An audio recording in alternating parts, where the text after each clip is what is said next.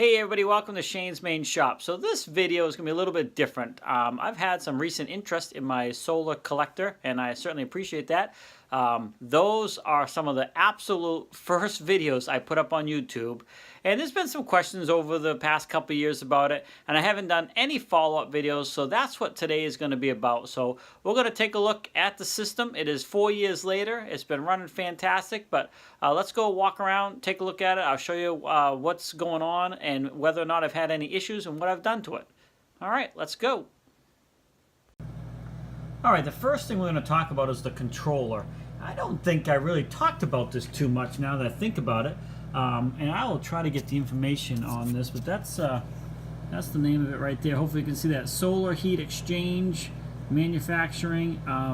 There's a couple different versions you can get. This one is set up so I can transfer water from one tank to another if I need to. I am not using that feature. But let me just show you this real quick. So I have this little paper here, and this is going to answer one of the questions someone had. Have I had any issues with the water overheating when we are away from home? The answer to that question is no, because of the two tanks. There's a pretty good capacity down there, and those can handle up, a couple hundred, 180 degrees or something. But what I did do is I had someone checking on the system, and I told them to, all they need to push is the plus button to check the temperatures of the different areas. So that's why this paper is here. So if you push the plus button, you can see right now it says T1, and T1 is, let me get it, it'll light up here. Hopefully that'll clear up a little bit. All right, T1 is the collector itself. So that's giving me information on the collector. And right now the collector is at 68 degrees.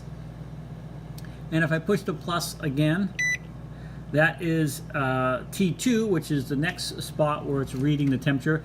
And that is the middle of the tank, of the first tank, where the water first goes into and transfers the heat from the collector to regular domestic hot water. And then T3 is at the top of the second tank, just before it goes out and out to the house, and that is currently at 59 degrees. Now, this is in the morning. This is after shower's been taken last night, and it's overnight, and we are in Maine, and we've had sub-zero temperatures lately. It's now fairly warm outside today, but this is wintertime. It's January, so but that's that. I'm not going to get into a lot of this, so I just want to do a little quick update video.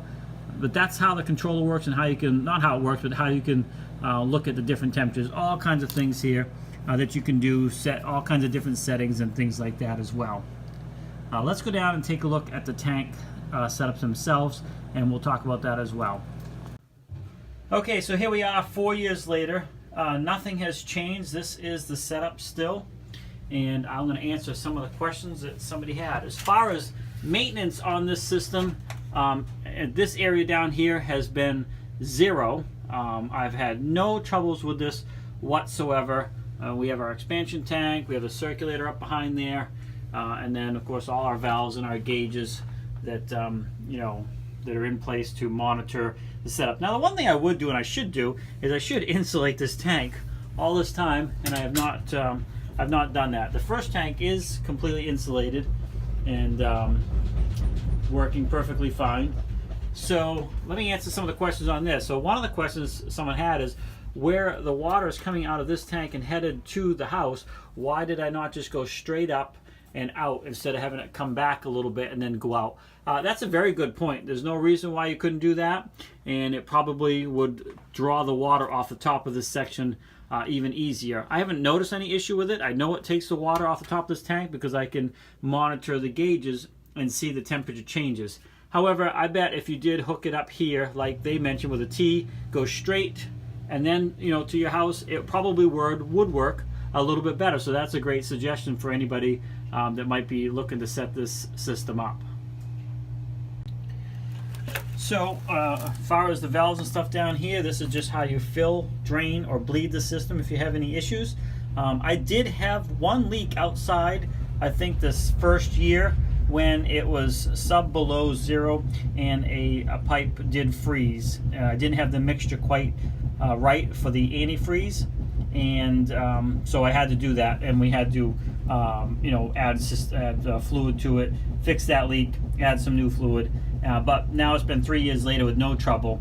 And I will say, the 3 weeks before past couple days, we've had minus 25 degrees with wind chills below 30, and I had no issues this year whatsoever. So this was a true test. I was actually very worried about it. Thought for sure we would get a freeze out there. I went out looking for orange and red to see if anything split. But no problems, everything's working fine.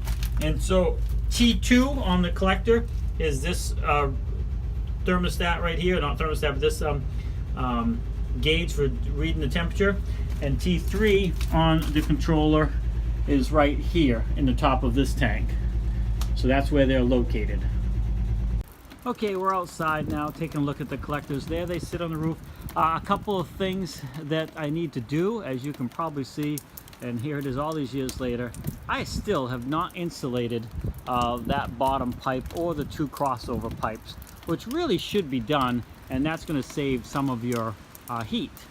So a couple of questions was the silicone that, if you watch some of the other videos, in between the little aluminum plates in the pipe, that I did because it was recommended by other videos I watched, and the reason was if the things are not making direct contact with the pipe, heat does not transfer through the air very well. It will transfer better through direct contact. And if you don't have direct contact, then the silicone, thin layer of silicone, making sure they're connected, is better than the heat trying to transfer through air. And I didn't know this myself. It was just from me watching several other videos and the tips and stuff that other people were recommending. So that's why I use the silicone. If you can get an extreme snug tight fit around, you know, the plates that collect the heat around those pipes, maybe you don't need it, but in my case I did, so that's how I did it. Second is I have not added any to the system. It's just been these same 2 from pretty much the start. I decided that, you know, the older I get, the less I want to be hauling these things up onto the roof, and I just decided not to. These 2 heat when the sun is out, working fine, pretty much all the hot water we need from a day-to-day basis. So they're fantastic. Now, the reason why I didn't add one, I didn't want to add to the roof anymore, because it's a lot of work getting those up there and getting them fastened down and all secure.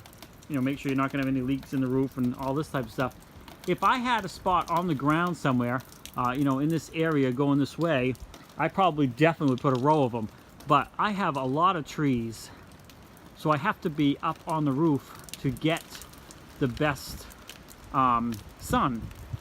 So once these trees are all leafed out in the summertime, there is no sun coming down at an angle, for any length of time anyway. So these do get sun pretty much 8 hours where they are at, and I've had to trim a few trees to make that happen, as well as this pine right here that I chopped down, and it's still not cut down. It's just a stump up there.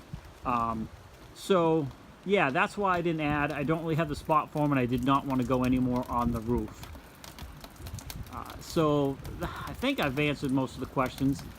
Again, other than that, no problems whatsoever. Just that one leak, which was in an elbow right here. I do got to get up there and insulate these, which would help a lot. Now, other than that, they just run down. They go underground, and then they come back up. So they're underground here, and then they come back up here and go right into the corner, and then straight in. And that system we were looking at is right behind this wall, right down here. So I was able to get up close. This is the information on the solar, and I'll turn it this way. This is the information on the solar controller right there. Hopefully that's enough for you to find the same unit if you want to.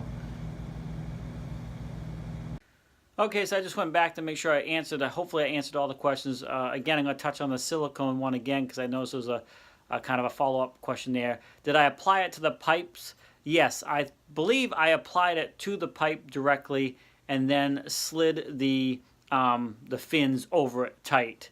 Again, 4 years ago, I can't remember. So, but as far as any problems, no. Do I know if it worked better any other way? I don't know, because this is how I set my system up. It has worked extremely well. We get those tanks, even in the wintertime, if we're getting full sun, they can get up to 160 if we don't use the water, relatively easy. So, and by having the 2 tanks, we have the quantity too. So, and anytime we don't get the water up to full temperature, again, if you watch my other videos, you can see that water leaves there, goes into my regular water heater for the house, and that can bring it up the rest of the way. So we have comfortable water upstairs that's predictable. We know what the temperature is going to be, but it's really worked fantastic, and I would do it again in a heartbeat. In fact, we built a smaller version for my dad's house, and his is working fantastic as well. So yes, it's been super well. It's saved me thousands of dollars at this point, no doubt for sure. I think the whole system cost me about $1,000. Again, that's because I was able to get the water heaters for free. So those are probably your biggest expense. But go back and watch, if you're watching this and you weren't asking the questions, then go back and watch the videos if you're interested in putting in a hot water solar heater system in your house, a DIY version, which works fantastic. So I hope this answered all the questions. Please like, subscribe, and comment. Come back often to this channel for more videos like this and others. And as always, have a great day. Well, thanks for taking the time to swing by my channel. I hope you found that video educational. If you liked it, please give it a thumbs up. That's greatly appreciated. And also comment if you have a question. And of course, don't forget to subscribe so you don't miss any future videos.